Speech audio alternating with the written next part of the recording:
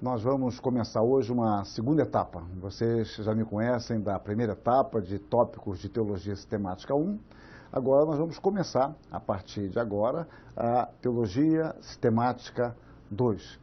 É a nossa reta final, um pouco longa, mas espero que seja muito prazerosa. Então hoje é o início da primeira aula e vamos ter aqui várias aulas tratando de vários assuntos relacionados à segunda parte da teologia sistemática. Então, nós vamos começar com a doutrina da salvação, que é um grande capítulo, e vamos estudar. Nesses primeiros momentos, nós vamos dedicar uma aula a cada capítulo e depois, no segundo momento, nós vamos gravar aulas referentes a um aprofundamento de determinados tópicos destes capítulos. Então, para a gente ganhar tempo, vamos logo de imediato entrar em nossa disciplina. Doutrina da salvação, que é chamada tecnicamente de soteriologia, por causa da palavra grega, ou da junção de duas palavras gregas, que quer dizer um tratado da salvação. Essa é a ideia. E, a título de introdução, nós já começamos a mostrar, e é importante que você relacione isso com a Teologia Sistemática 1, por causa do assunto Cristologia. Sem uma conceituação clara de Cristologia, você terá dificuldade de entender melhor isso. Ou, se não tiver dificuldade, você pelo menos vai perder algo de mais profundo, de mais significativo. Porque só pode haver doutrina da salvação se, de fato, houver uma cristologia bíblica sólida, consistente. Então, nós começamos. Jesus Cristo é o modelo supremo de toda a nova criação. Deus, pelo Espírito, nos recria para sermos conforme a imagem de Cristo, conforme a imagem dele, o Cristo encarnado e glorificado. Cristo é o nosso modelo. Nós fomos eleitos na eternidade, eu vou voltar a falar sobre isso, para sermos, como diz Paulo, conforme a imagem de seu Filho. Nele, em Cristo, nós encontramos nossa humanidade perdida, nós encontramos o projeto de Deus para nós. E aqui algo de extrema relevância, porque a nossa real relevância está em Deus, aquele que confere sentido à nossa genuína humanidade. É importante entender isso, porque às vezes nós buscamos o valor do homem em aspectos que podem ser até importantes, como, por exemplo, o aspecto da nossa sociabilidade, o aspecto da nossa racionalidade. Isso é importante, ninguém está diminuindo isso. Mas, teologicamente, o sentido de nossa existência, de nossa relevância, está em Deus. E é a partir do nosso novo nascimento, que nós chamamos tecnicamente de regeneração, somos moldados pelo Espírito de Cristo, aprendendo a ver, a enxergar a realidade pela perspectiva de Deus. Somos, então, volta ao tema, conformados à imagem de Cristo, aprendendo a amar como Ele nos amou. Observem que eu estou dizendo de aprendendo a amar. A vida cristã é uma vida de caminhada, de aprendizado. Nós encontramos Paulo escrevendo aos Efésios: sede, pois, imitadores de Deus, como filhos amados, e andai em amor, como também Cristo nos amou e se entregou a si mesmo por nós, como oferta e sacrifício a Deus em aroma suave. Então, observem, sede, pois, imitadores de Deus, como filhos amados. Nós somos filhos de Deus. Então, sermos como Cristo é o propósito de Deus para nós. Você pode ter modelos secundários. Você pode admirar pessoas, homens, mulheres, que deixaram um testemunho magnífico. O próprio apóstolo Paulo, ele fala, sede meus imitadores. Mas diz mais, como eu sou de Cristo. O modelo supremo é Jesus Cristo. No entanto, voltando a falar desta confirmação ou desta santificação, deste crescimento, nós observamos que esta conformação plena, que está em perfeita e contínua execução, ela só se concretizará perfeitamente na eternidade, onde não haverá mais pecado. O pecado já não existirá. Aqui, então, nós vamos retornar e detalhar alguns aspectos da manifestação da soberana graça de Deus em nossa salvação. Então, o tópico que eu quero me deter agora é o tópico da eleição eterna. A nossa eleição caracteriza o reino da graça de Deus como algo que antecede a história. Ou seja, Deus é o rei de toda a história, Deus é o rei de toda a realidade. Deus é o rei e senhor de todas as coisas, e ele tem pleno poder para fazer tudo conforme lhe apraz, em harmonia perfeita com as suas demais perfeições. Assim, diz o apóstolo Paulo, pois também agora, no tempo de hoje, sobrevive um remanescente segundo a eleição da graça. Observem a expressão eleição da graça. E se é pela graça, Paulo agora usa um argumento de exclusão. Se é pela graça, já não é pelas obras. Do contrário, a graça já não é graça. Ele trabalha com aspectos excludentes. Graça, ela elimina o conceito de obras. Se for pelas obras, já não será pela graça. Isso é muito forte, é muito claro no texto de Paulo aos Romanos, aqui no verso 6 do capítulo 11. E ele torna esse assunto, quando ele fala da sua própria experiência. Quando, porém, ao que me separou antes de eu nascer e me chamou pela sua graça, aprove. Deus o chamou pela sua graça antes dele nascer. Um texto recorrente, que eu vou citá-lo aí pelo menos umas 2, 3 vezes. Paulo escrevendo a Timóteo, que nos salvou, ele nos fala de Deus, que nos salvou e nos chamou com santa vocação, não segundo as nossas obras, mas conforme a sua própria determinação e graça. Reparem, determinação, que nos fala do poder determinante de Deus, da capacidade que ele tem de determinar as suas ações, e graça, que nos foi dada em Cristo Jesus antes dos tempos eternos, antes da criação. Então isso faz todo sentido com o que Paulo está dizendo no capítulo 1, verso 15 de Gálatas, no primeiro texto desta lâmina. Bom, se o homem pudesse antecipar-se à graça de Deus, não haveria graça. Se o homem pudesse apresentar algo a Deus que fosse motivador a Deus, agradável a Ele, a liberdade de Deus estaria condicionada ao feito humano. Ou seja, o homem daria algo a Deus antes e ele depois nos escolheria baseado no que foi oferecido. Mas não é o caso. As Escrituras falam que Ele nos escolheu antes da fundação do mundo. Ele determinou antes da nossa criação. Então, não haveria, dentro dessa hipótese, na escolha divina, a manifestação da graça soberana de Deus. Deus nos elegeu conforme a sua sábia, amorosa e eterna vontade. Foi assim que Deus determinou e foi assim que, de fato, Ele agiu. A escolha de Deus, então, ela não sofre nenhum tipo de constrangimento no seu exercício. E é difícil entender isso para nós, porque nossas escolhas, muitas vezes, têm constrangimentos sociais.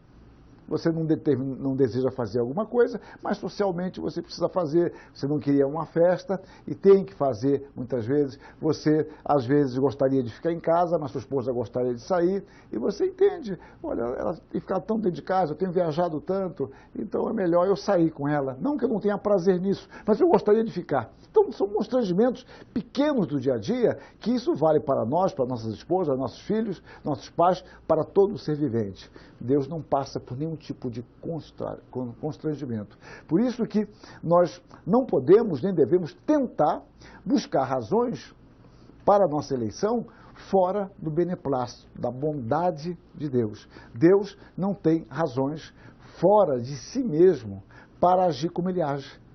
Deus é a causa suficiente e eficiente por si só.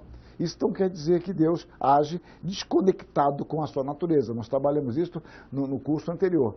Deus sempre age em harmonia com poder, graça, soberania, amor, misericórdia, justiça. Então, somente em Deus estas coisas são absolutas e perfeitamente harmoniosas. Então, a eleição por graça é a causa de nossa salvação, não o seu fruto.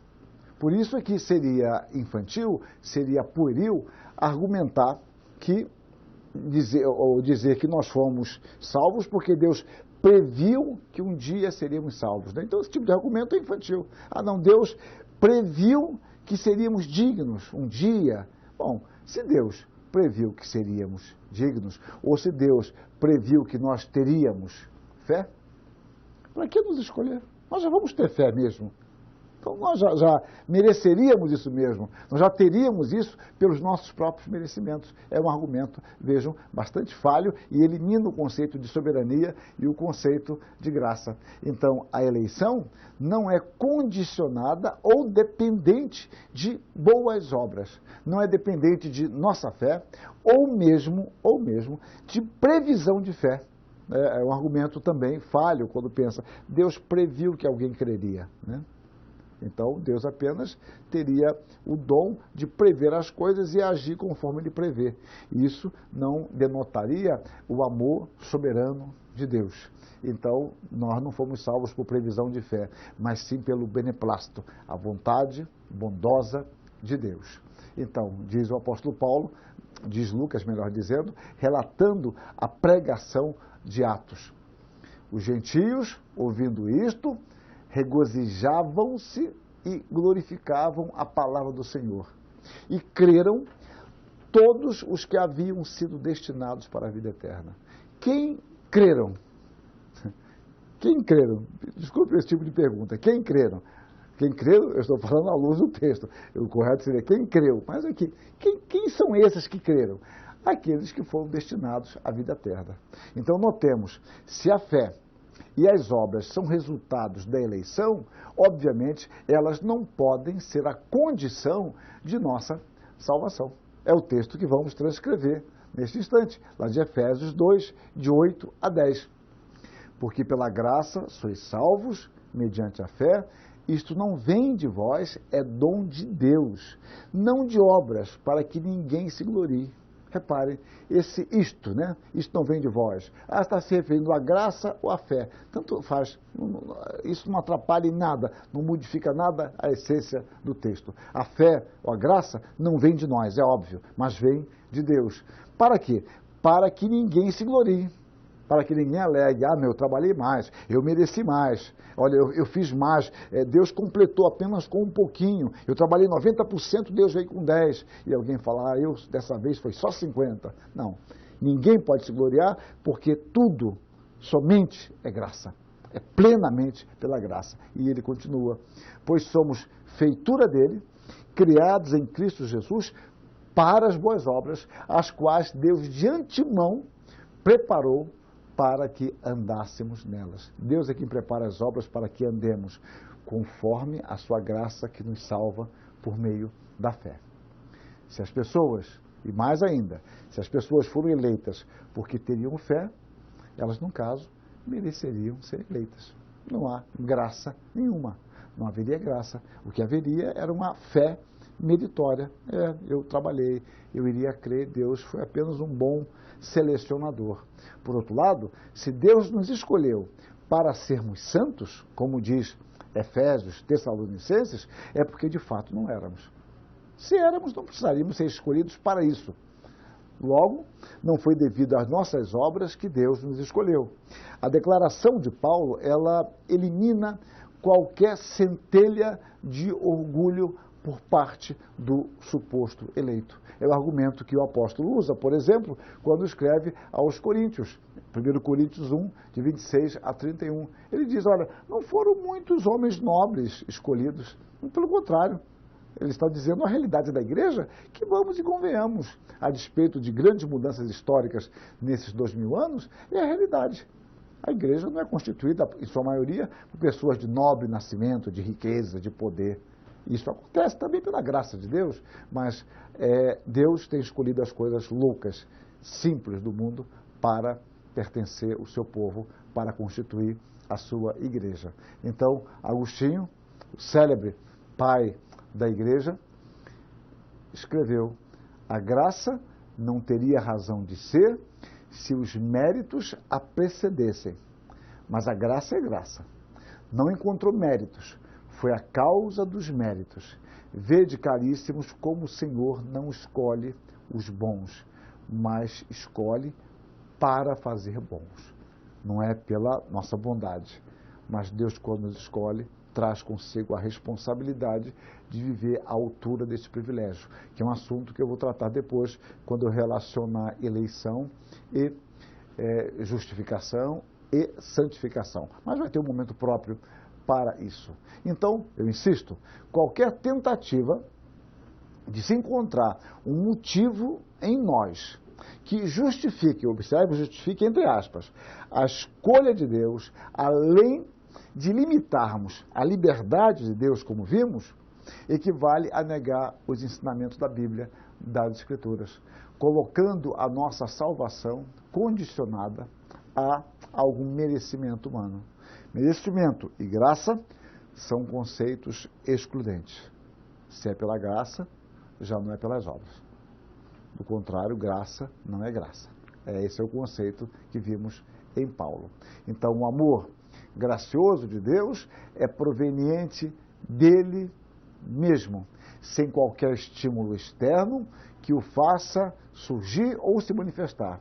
O amor de Deus é eterno. O amor de Deus é santo. Fora de Cristo não há salvação. Esse é o discurso de Pedro, quando ele diz que abaixo dos céus não há outro nome dado entre os homens pelo qual importa que sejamos salvos. Porque, de fato, fora de Cristo, fora dele, não há eleição. Ele é, ao mesmo tempo, o Deus que elege e o Verbo encarnado. Ele é o eleito de Deus. Ele é o fundamento único e ele é o único meio de salvação. Fomos eleitos nele, em Cristo, e para ele, Jesus Cristo. A nossa eleição, dessa forma, repousa em Cristo, a quem o Pai nos confiou. O Senhor, Jesus Cristo, é o Senhor da igreja, é o Senhor de nossa vida. E essa clareza ministerial, Jesus Cristo sempre teve em todo o seu ministério e continua ainda com muito maior obviedade após a sua morte e ressurreição, preservando a sua igreja. Em João capítulo 17, que eu indico apenas alguns versículos, fica extremamente claro nesse texto a sua observação a respeito dos discípulos que o Pai lhes confiou na eternidade. Então Jesus Cristo, ele não frustrou e não frustrará jamais o propósito do seu Pai, a vontade do seu Pai. Tudo que é do Pai também pertence ao Filho, e ele é glorificado por meio da igreja. Então, a nossa eleição eterna é a mais bela expressão do pacto da graça, selado entre o Pai e o Filho na eternidade. Releia, posteriormente, todo João capítulo 17, leia com calma, você vai entender isso de forma muito mais clara, a profundidade da mensagem ali sobre a nossa salvação, sobre o pacto da graça, sobre a relação que Cristo mantém com a sua igreja. Então, eu continuo.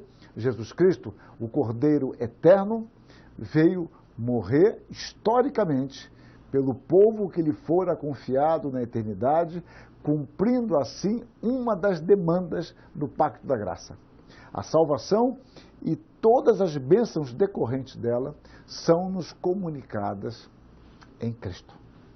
Fora de Cristo não há herdeiros. Fora de Cristo não há herdeiros. Por que isso? Porque só podemos ser co-herdeiros, usando a linguagem que Paulo usa, emprega aos Romanos, só podemos ser co-herdeiros de Deus sendo Cristo o primogênito de Deus entre muitos irmãos. Ou seja, se Cristo é o primogênito de muitos irmãos, nós só poderemos ser co-herdeiros se formos unidos a Cristo. Aí seremos co-herdeiros. O que Jesus Cristo é eternamente, essencialmente, ele é o eterno Filho de Deus, nós também seremos, mas não por natureza eterna, mas por graça. O Senhor, Jesus Cristo, partilha conosco da sua filiação, nos fazendo filhos. E é por meio dele que nós podemos orar ao Pai, falando em seu nome. Então observe que coisa magnífica a nossa relação com Jesus Cristo, o nosso Senhor eterno. A parte do Filho, então, ou fora do Filho, ninguém seria digno de eleição. Ninguém seria digno. O único digno de eleição, se precisasse, seria o próprio Senhor Jesus Cristo. Jesus Cristo é o eleito de Deus. E por intermédio dele, somente assim também o somos Paulo fala das bênçãos que temos recebido, mas sempre é em Cristo, sempre é em Jesus Cristo. Cristo é também, usando uma expressão de João Calvino, o espelho em que se impõe e se pode, sem engano, contemplar nossa eleição. É em Cristo. Em Cristo Jesus nós podemos contemplar isso. A plenitude da vida cristã consiste no fato de estarmos unidos a Cristo. Essa é uma doutrina maravilhosa, a doutrina da união mística. Nós estamos unidos a Cristo e podemos cantar em nome de Cristo, nós podemos orar, podemos nos relacionar com o Pai em firme confiança, não por nós mesmos, mas por aquilo que nos tornamos em Jesus Cristo, o nosso Senhor. Bom, isso me conduz agora a um outro ponto, que é a palavra como instrumento eficaz do Trino Deus. Então, Deus nos elege, falamos de uma doutrina de forma bastante sumária, e agora essa eleição não termina apenas num ato, ela envolve um processo, no sentido de Deus nos chamar na história. Como é que Deus nos chama? Como é que Deus nos atrai para si? Então nós vamos ver que o caminho ordinário de Deus para nos chamar é por meio da sua palavra. A vocação de Deus, então, é um ato exclusivo. Deus, somente Ele, pode nos vocacionar eficazmente. Ele, por meio do Espírito, nos chama poderosamente, eficazmente, determinantemente para si. O Espírito, ele nos faz nascer de novo, regenerar, ele nos atrai para Cristo, ele nos capacita a responder com fé a mensagem que nós ouvimos e assim nós atendemos ao chamado de Deus. Isso ocorre de uma forma instantânea.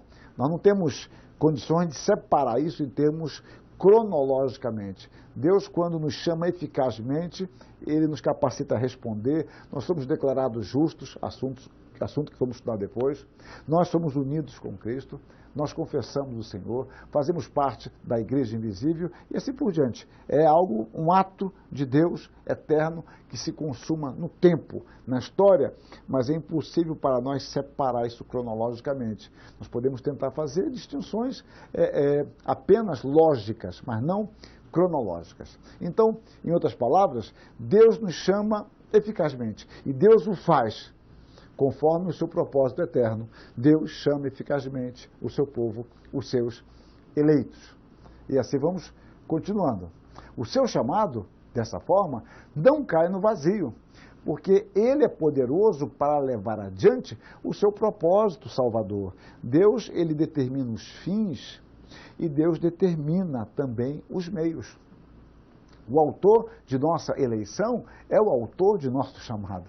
Ele que nos elege, Ele que nos chama.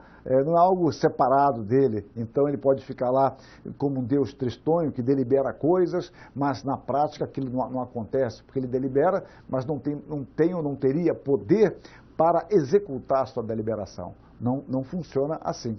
Então, um instrumento ordinário determinado por Deus para o seu chamado é o Evangelho, o qual compete à igreja anunciar a todas as pessoas.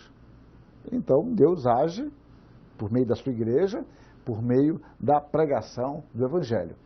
Todavia, o chamado interno, porque até agora eu estou falando de um chamado externo. Deus nos chama externamente por meio do Evangelho.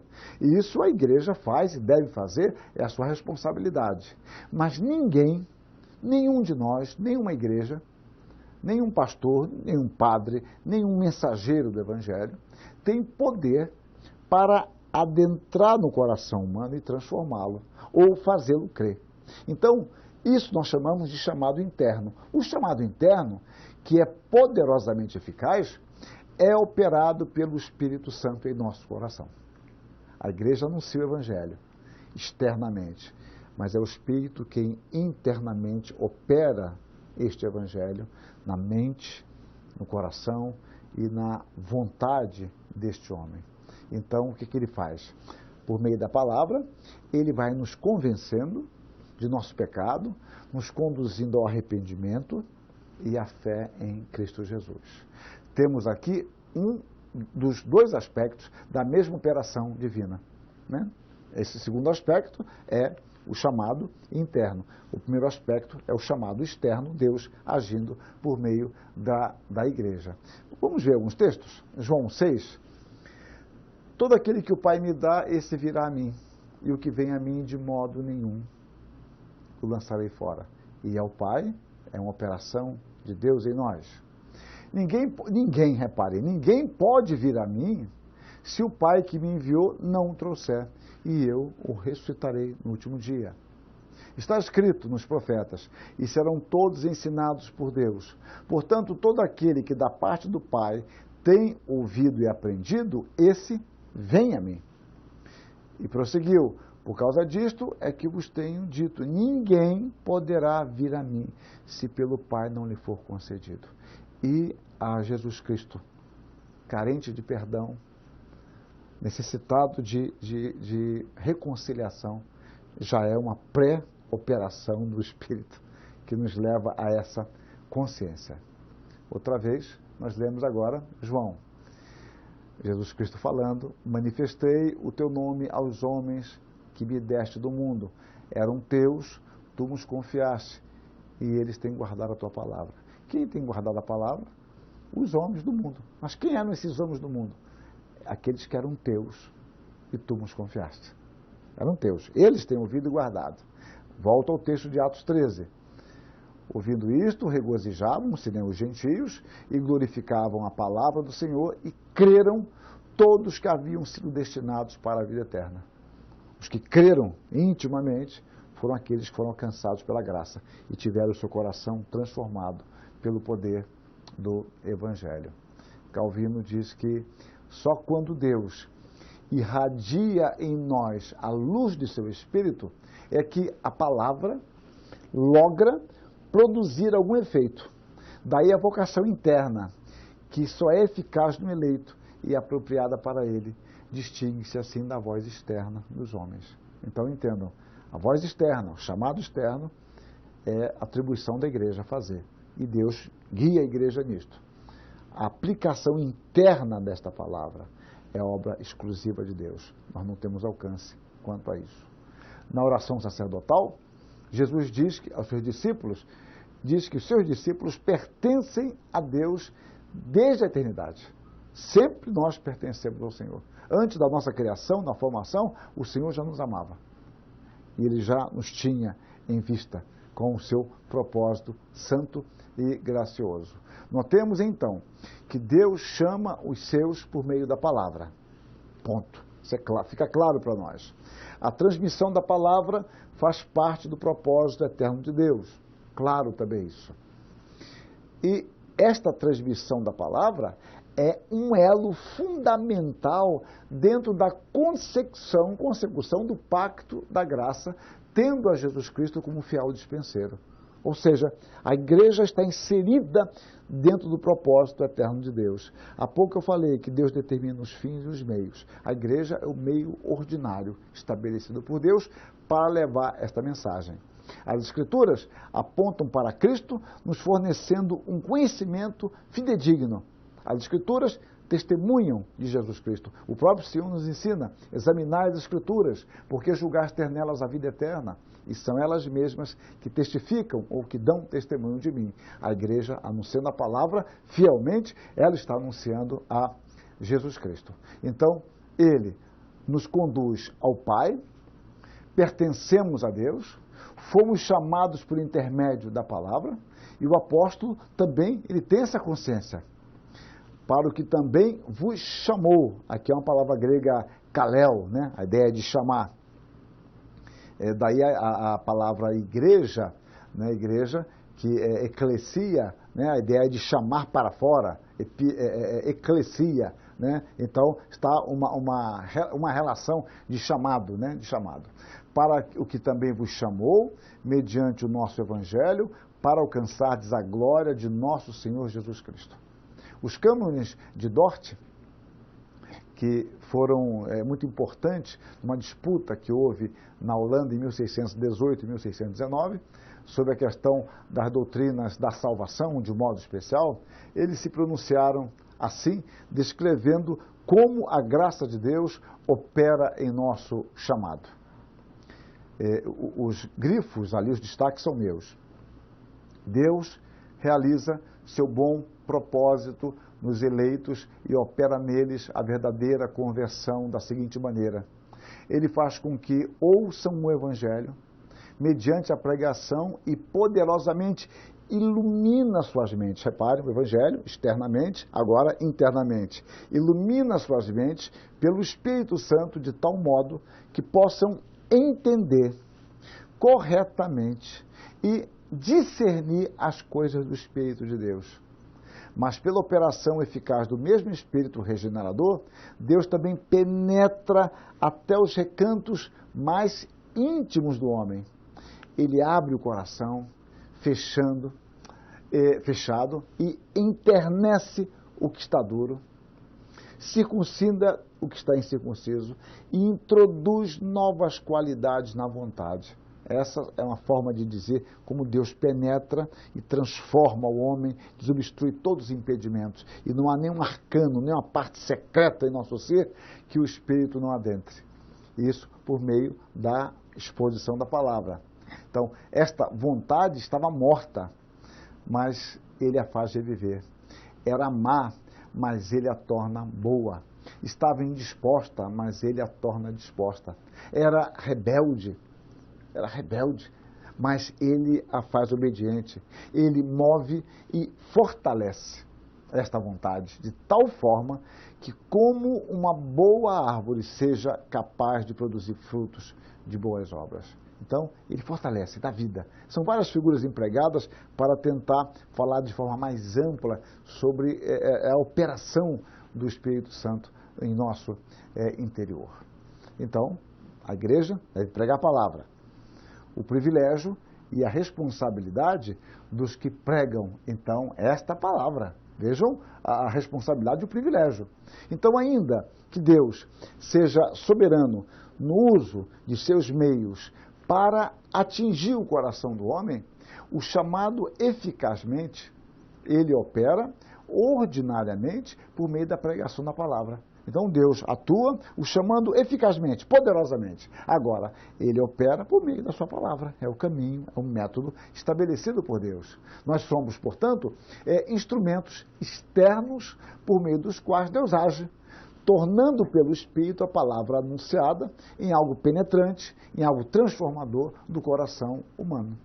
A semente que plantamos só teria vida, ou só terá vida e crescimento por meio da operação do Espírito. É o que Paulo fala à igreja de Corinto, que estava dizendo quem era maior, se era Paulo, se era Apolo, se era Cefas. E Paulo diz, olha, eu plantei, Apolo regou, mas o crescimento veio do Senhor. De forma que nem o que planta é alguma coisa, nem o do que aquele que rega, mas do Senhor que dá crescimento. Eu posso plantar, o outro pode regar, mas nenhum de nós tem poder para dar vida. Isso depende de Deus. Mas Deus se vale do que planta e daquele que rega. Essa é a lógica do que Paulo está dizendo em 1 Coríntios, capítulo 3. Percebamos, então, a grandeza do Evangelho, a responsabilidade e a necessidade de humildade daquele que o proclama. Porque nós temos responsabilidade, mas temos que respeitar a nossa esfera. Qual é a nossa esfera? E saber perfeitamente que tudo depende de Deus.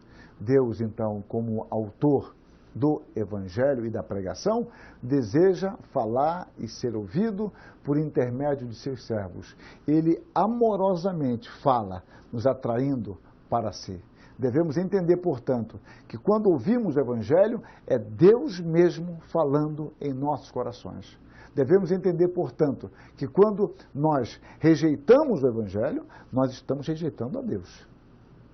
Isso não estou dizendo de qualquer pregação ou qualquer ensino que supostamente argumente que está pregando o Evangelho. Não estou dizendo isso. Mas quando o Evangelho é genuína, fiel, intensamente proclamado e nós o rejeitamos, nós estamos rejeitando a Deus que nos fala por intermédio dos seus servos. Daí a necessidade de provar os espíritos, como diz João, se aquilo procede ou não de Deus. E o caminho para isso é agir como os bereanos, examinando as Escrituras para ver se de fato as coisas são assim. Então, a pregação da palavra deve ser entendida como a palavra de Deus para nós. O pregador, portanto, leal ao seu Senhor, torna-se servo do texto.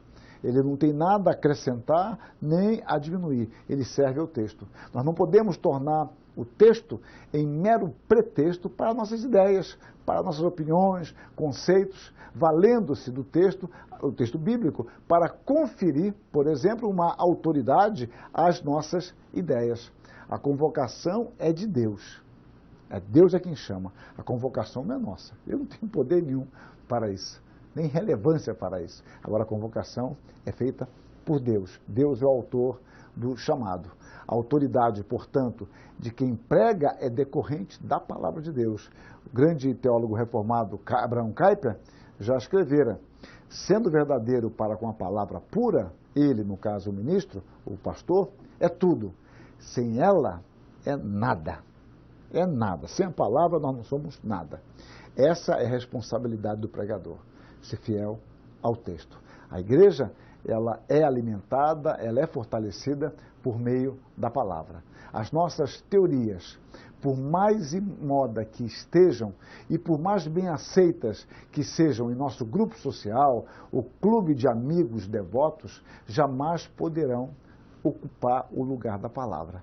Essa prática de substituir a palavra por ideias, opiniões ou um evangelho esvaziado, essa prática, infelizmente, não é rara, denota com frequência a perda de confiança na autoridade e suficiência bíblica. Nós transformamos a igreja numa casa de simplesmente elocução de pensamentos, de autoajuda, um culto de psicologização. Nosso púlpito apenas serve para fazer autoajuda, ideias psicológicas, antropológicas, sociológicas, e isso tudo as pessoas podem encontrar em qualquer lugar. Em qualquer lugar eu posso encontrar isso, mas a pregação da palavra é na igreja. E a igreja, ela é especializada em pregar o evangelho, e essa é a nossa responsabilidade. Por isso, deixar de pregar a Escritura faz com que percamos nossa autoridade. Ninguém tem autoridade em si mesmo. Quando você abandona a fidelidade do seu ministério, você ali perdeu a sua autoridade e você é passível de disciplina, pela graça de Deus, para a sua restauração, se Deus assim desejar. Diz um autor contemporâneo, Begg, que muitos pregadores comprometem a sua vocação e se voltam às expectativas da cultura por causa da perda de confiança nas Escrituras, da preocupação com as batalhas erradas e uma horrível falta de modelos excelentes. Nós vamos copiando os modelos ruins que vamos tendo e vamos cada vez mais degringolando, vamos perdendo as grandes referências. Então, insistimos, o pregador proclama a palavra de Deus. Agora, para que isto seja feito com fidelidade, é necessário que uma interpretação cuidadosa do texto bíblico, considerando o seu contexto, uma exegese bem feita, a fim de que ensinemos com fidelidade o que o texto diz, não o que eu queria dizer, o que eu gostaria que o texto dissesse. O texto não pode ser um passaporte para nossas ideias. É preciso cultivar a honestidade para com o texto e a responsabilidade de respeitá-lo dentro do seu contexto. São cada barbaridade que são ditas quando você vai ler o texto. Aquilo não diz nada, não tem nada a ver com o que está sendo dito. Basta uma leitura rápida do texto e do contexto. Nem precisamos ser teólogos para isso. Uma visão rápida já dá para perceber o que está sendo dito. Pode até soar bonito, legal, mas não tem nada a ver com o texto. Nós temos que expor o texto. Portanto, devemos permanecer fiéis ao texto, como servos dele, ministros da palavra, não seu senhor. Nós não somos senhores do texto. Nós somos servos do texto. Deus transforma pecadores por meio da sua palavra, não por intermédio do nosso discurso. Cito Timóteo Jorge, um teólogo batista contemporâneo.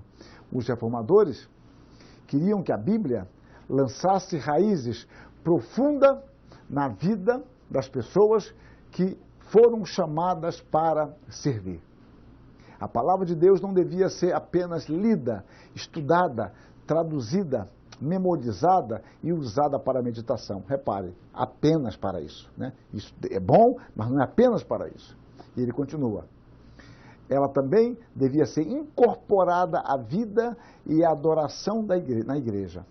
A concretização da Bíblia foi muito claramente expressa no ministério de pregação, que recebeu nova preeminência na adoração e na teologia das tradições da Reforma. Então a palavra deve ser o fundamento de nossa vida, do pensar, do agir, do viver. Deve reger a nossa vida.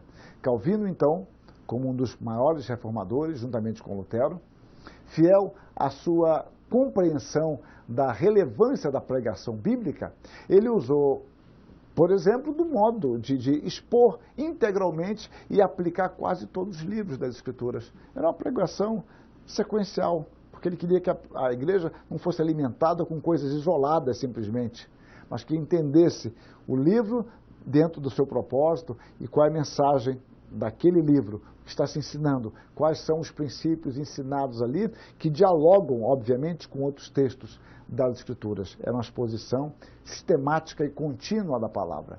Lutero, em certa ocasião, disse: eu prego como se Cristo tivesse sido crucificado ontem, ressuscitado dos mortos hoje e estivesse voltando ao mundo amanhã. Repare a ideia de urgência, comprometimento e de urgência. Então, nós insistimos, não precisamos inventar a mensagem. Por graça, nós conhecemos a Deus. Experimentamos o poder do Evangelho por meio da palavra da qual nós somos beneficiários. Eu não prego algo que eu não experimentei, algo que eu não conheço. Eu não recebo um e-mail falando sobre soluções milagrosas e eu mesmo saio difundindo sem ter conhecimento. A igreja não é assim.